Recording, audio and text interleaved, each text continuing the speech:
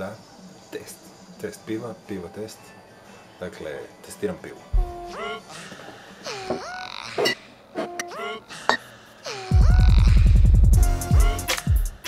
Evo nas. To ćete sve vidjeti u ovom testu. Ja ću se žrtvovat i popiti ih par pivica. Natjecatelji jesu sljedeći.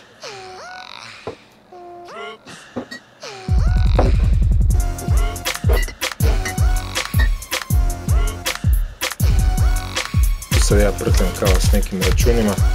Ove tu su najskuplje, 5,69 lipa, najskuplje in the house of Konzum. Zatim dolazimo do favorita, on je nešto malo jeftiniji. Nakon toga ide Pan, pa eto, pa ti vidi kaj, ne?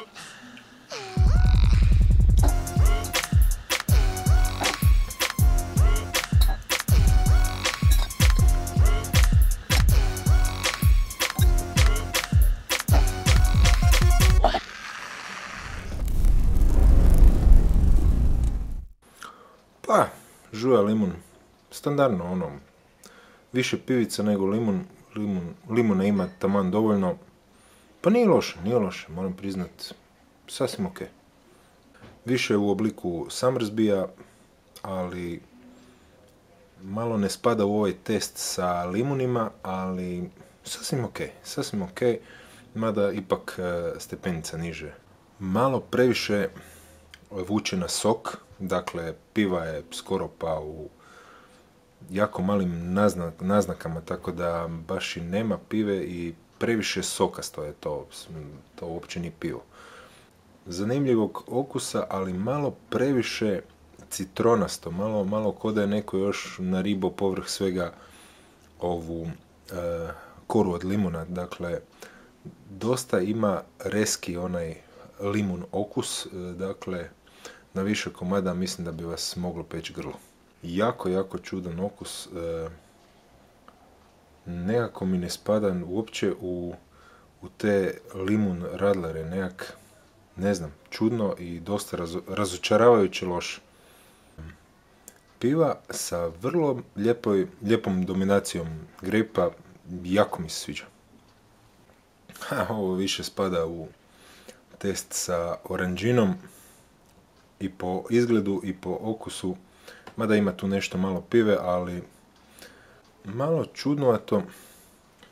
Možda mi je onaj izgled, boja koja se primeće, pa nije loše, okusom sasvim ok. Ovo je baš pivo i to neko čudno pivo, nije baš ono u najboljem kontekstu pivo, ali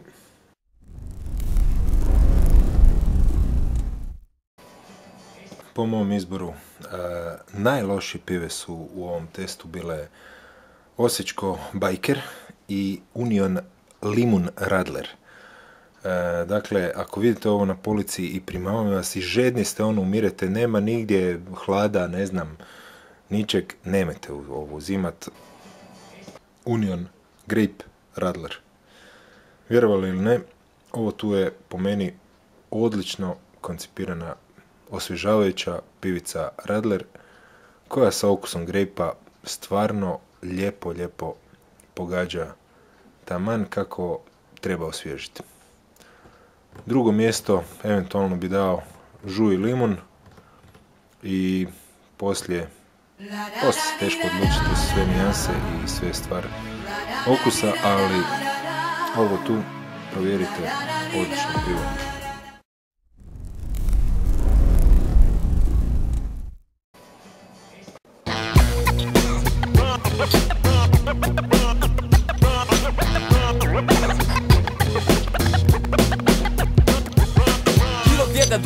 dok se šetam binom. Vidim da me ljudi vole kad ih polijem benzinom, pa mi viču šorti sada me. Ja vičem sad ću, ali ispred mene skaču kad je prst na upaljaču. Ne primam plaću, zašto?